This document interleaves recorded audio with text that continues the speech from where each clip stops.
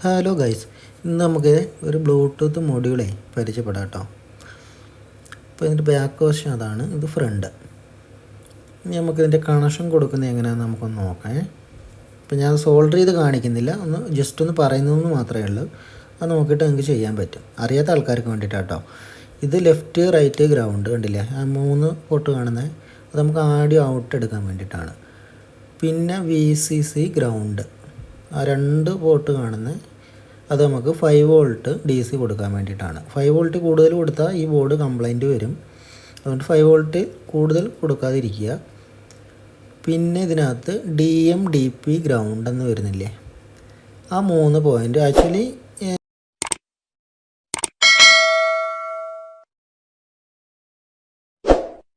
പക്ഷേ നമുക്ക് പോസിറ്റീവ് വേണേൽ വേറെ അതിൽ നിന്ന് ജമ്പർ അടിച്ച് നമുക്ക് USB സോക്കറ്റിൽ കൊടുത്തിട്ട് നമുക്ക് പെൻഡ്രൈവ് കണക്ട് ചെയ്യാൻ വേണ്ടിയിട്ടാണ് ആ പോർട്ട് അതിൽ കൊടുത്തിരിക്കുന്നത്. അപ്പോൾ അറിയാത്ത ആൾക്കാരുണ്ടെങ്കിൽ അത് മനസ്സിലാക്കിയിട്ട് ചെയ്യുക. അത്യാവശ്യം ക്വാളിറ്റിയുള്ളൊരു ബോർഡാണ്. സൗണ്ട് ക്വാളിറ്റി അത്യാവശ്യം നല്ല ക്വാളിറ്റി ആയിട്ട് കിട്ടുന്നുണ്ട്. ഇനി വേറൊരു ബോർഡുണ്ട് കേട്ടോ, അത് ഞാൻ കാണിക്കാം കേട്ടോ. അതിനകത്ത് ഇത് കണ്ടില്ലേ, ഇതിൽ നമുക്ക് നമ്മുടെ മൊബൈൽ ചാർജർ ഡയറക്റ്റ് കൊടുത്തിട്ട് ഇത് വർക്ക് ചെയ്യിപ്പിക്കാൻ പറ്റും. നമ്മുടെ ചാർജിങ് പോർട്ടൊരെണ്ണം കൊടുത്തിട്ടുണ്ട് ഇതിൽ, കണ്ടോ, കണ്ടില്ലേ, സേപ്പിൻ്റെ ഒരു സോക്കറ്റ് അതിൽ കൊടുത്തിട്ടുണ്ട്. നമുക്ക് ചാർജർ ഡയറക്റ്റ് കുത്തിക്കൊണ്ട് നമുക്കത് ഓണാക്കിയിട്ട് അതിൻ്റെ ഓസ് കേബിൾ വെച്ച് ഔട്ട് എടുത്തുകൊണ്ട് നമുക്ക് സ്റ്റീരിയോയിലോ ആംപ്ലിഫയറിലോ ഒക്കെ കൊടുത്തിട്ട് നമുക്ക് കേൾക്കാൻ സാധിക്കും. പിന്നെ ഇതിൻ്റെ സെൻറ്ററിൽ നിന്ന് നമുക്ക് ഔട്ട് എടുക്കാൻ സാധിക്കും.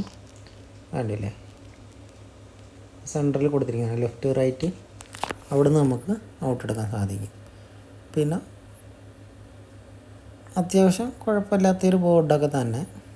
ഇതിലൊക്കെ പ്രശ്നമെന്ന് വെച്ചിട്ടുണ്ടെങ്കിൽ ഈ സൗണ്ട് ഉണ്ടല്ലോ, ഈ അനൗൺസ്മെൻറ്റ് സൗണ്ടില്ലേ, അതൊരു വല്ലാത്ത അരോചകമായിട്ടുള്ളൊരു സൗണ്ടാണ് കേട്ടോ.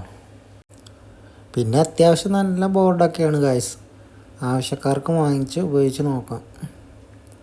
എനിക്ക് സൗണ്ട് അത് ഓൺ ചെയ്യുമ്പോൾ തന്നെ ഒരുമാതിരി അനൗൺസ്മെൻറ്റ്, അത് നമുക്ക് സെറ്റാകത്തില്ല. അതുകൊണ്ട് പറഞ്ഞു എന്നേ ഉള്ളൂ. ഒരാവശ്യക്കാർക്ക് വാങ്ങി ഉപയോഗിച്ച്